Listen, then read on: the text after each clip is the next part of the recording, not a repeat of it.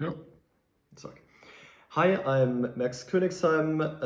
I'm from United Gosus and I just won the Austrian Nationals today.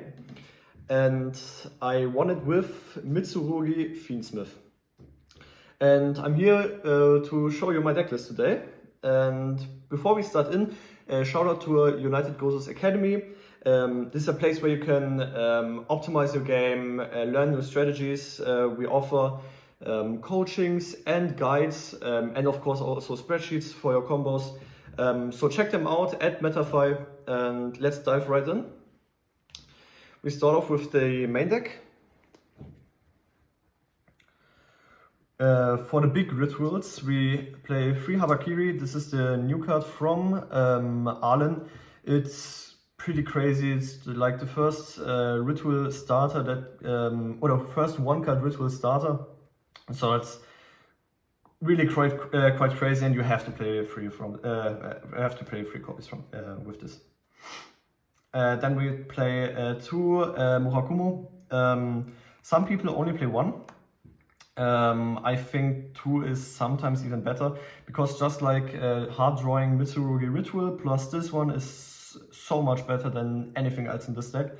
And usually when you turn 1, you'd play one of this, and you have so many searches, and you search this plus another ritual for follow-up turn. It's a huge neck breaker, and it like guarantees you that you win that match. Next up we play 1 Futsu. Some people also cut this. I think in this version you really need the extra ritual, because unlike in Raizo Fiendsmith, Raizo Mitsu, you quite rely on your, or you really rely on your Mitsu engine, and that's what this deck deck does good. And when you set up this plus the Murakumo, you also can't lose. You get too much resources, and yeah, it really snowballs.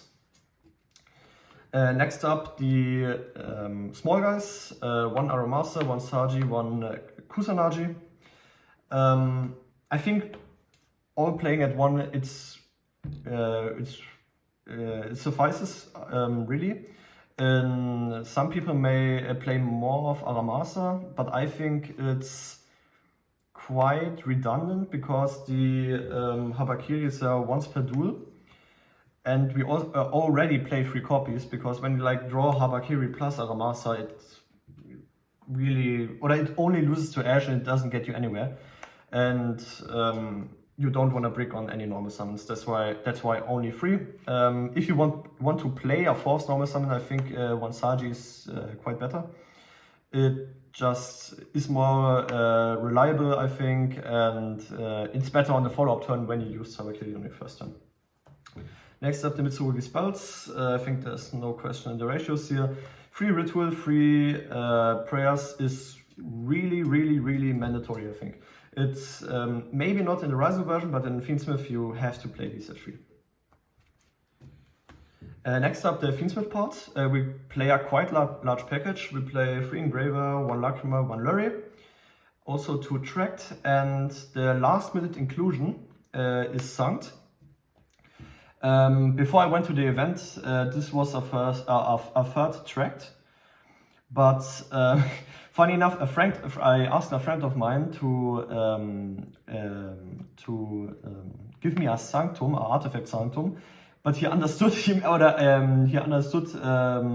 he thought I meant the Sanct, the Fiendsmith Sanct, and then I said, then I thought to myself, maybe Sanct isn't a bad, it's a really good idea in hindsight, because it makes so you Engraver plays through Droll.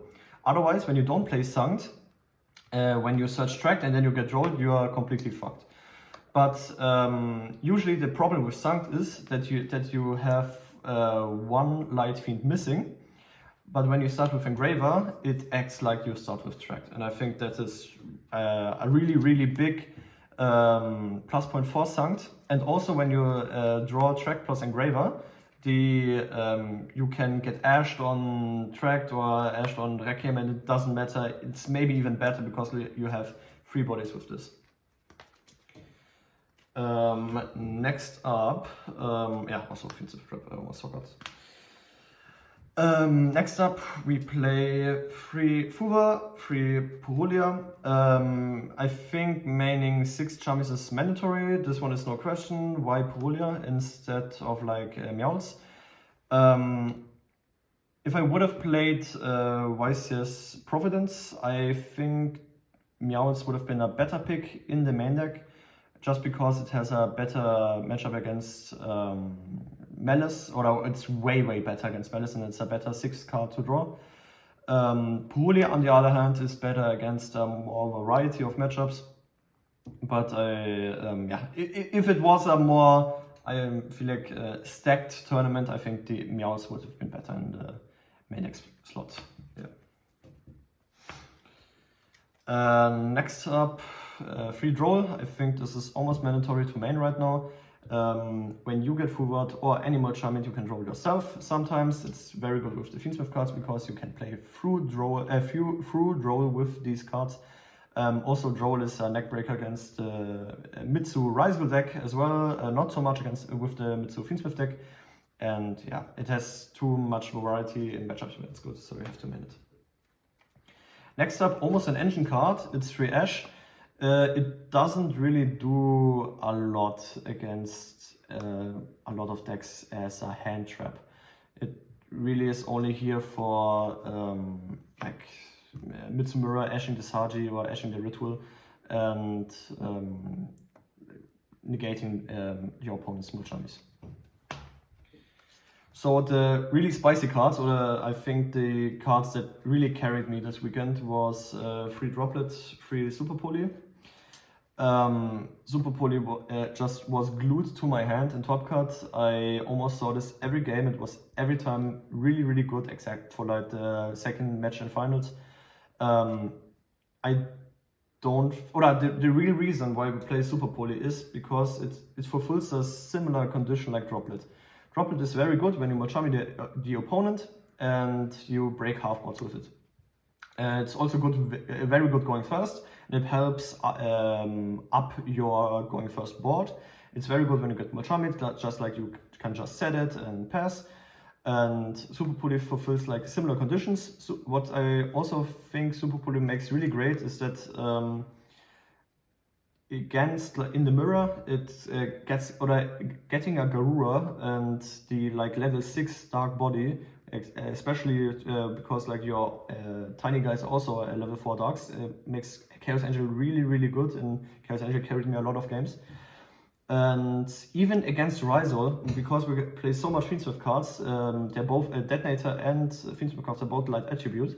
You can just Super Poly Detonator and one of your Fiendsmith cards away, make Mud Dragon, and then you are protected against the Detonator even if it has Eclipse under it. And it was completely the MVP. I don't think in the future this will work again, or in the same format this will work again. I don't know yet. If there's any way for decks to really play around it, especially when you get Mulchamid or something, but it's really great. And because many Malice players started to play Topologic Bomberjang, I think, instead of the Akko Talker, this is also really great, so you only get board wipe once.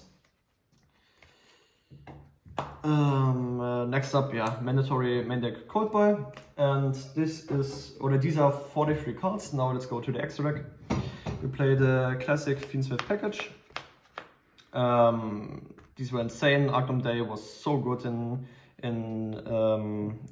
this deck because usually because we play so much Fiendsmith cards, we can after we resolve sequence, we still have a Lacrima and Grave. And killing through Argname plus Desiree is almost impossible, and then the neckbreaker is that you have Lacrima to bring back the Argnam Day for the Desiree in your own turn again. It's really great, and Caesar is mandatory, I think. And really good in the mirror match against Malice, it's really great. Then one Chaos Angel. Shout out to Matteo for landing me this. It was like the complete MVP in the entire tournament. Mids in the mirror, you have a really hard time outing this. Against Malice, it's not that great, but I played kind of few Malice because like all Malice players were hated out of the format this event, and yeah, Chaos Engine really good. Then one Dark Charmer, SP and Dynamondo.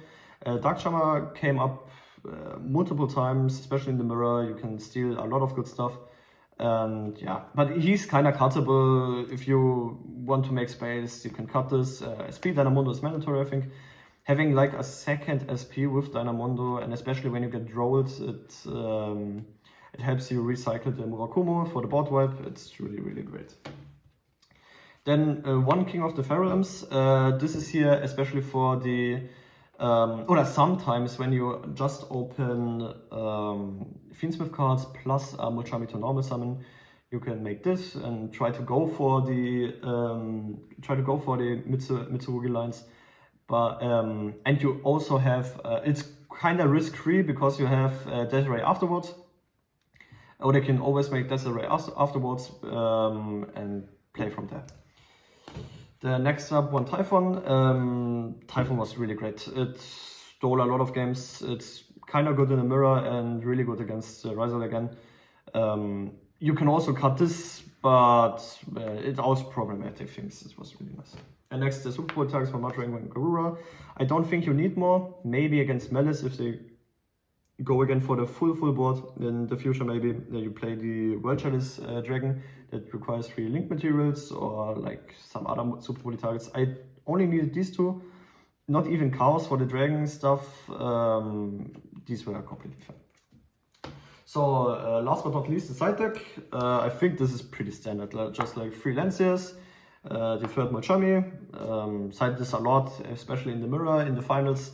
Against my good guy Nicholas, we played, yeah, in the mirror match. I think this is way better than Purulia. Then we played the Frost package. Talents is only in the side because of siding patterns, otherwise I would also play it in the main deck. One Harpies, just having access to back row removal via Frost is pretty nice. Also, I hard drew this against my Blue Eyes opponent and completely blow him out of the water. It was a quick 2-0 that match. It's really great, and like the turn skip cards. Sanctum is self-explanatory, DDG as well, it's like for rogue matchups. And Mischief, I think, is better than D-Barrier, just because D-Barrier only kills half of the side of Mitsurugi Rizal. This kills both, or most of the time kills both. And it also can banish itself to do it another turn, which is quite great. Also, because Mischief was kind of popular, I think Mitsu Fiendsmith was also a better choice. And yeah, my opponent's Mischiefs were never that really great against me, and that was really great. Then last but not least, Purification. I think this is, in this deck, mandatory to side. It really helps in the mirror match a lot, even especially when they have like ways to out your Caesar or your Desiree. It just helps elevate your boards even more. So I hope you like my deck list. It was a really great deck list. I think this deck choice was also like the complete correct one. Yeah, it's most of the opponents were caught off guard by my Super Polies and my board breakers with Droplet and stuff. And yeah, I think buy Outtracked and Ulti Super Poly or buy your copies now. I think these cards will spike, especially when the Americans find out about this. And yeah, see you around.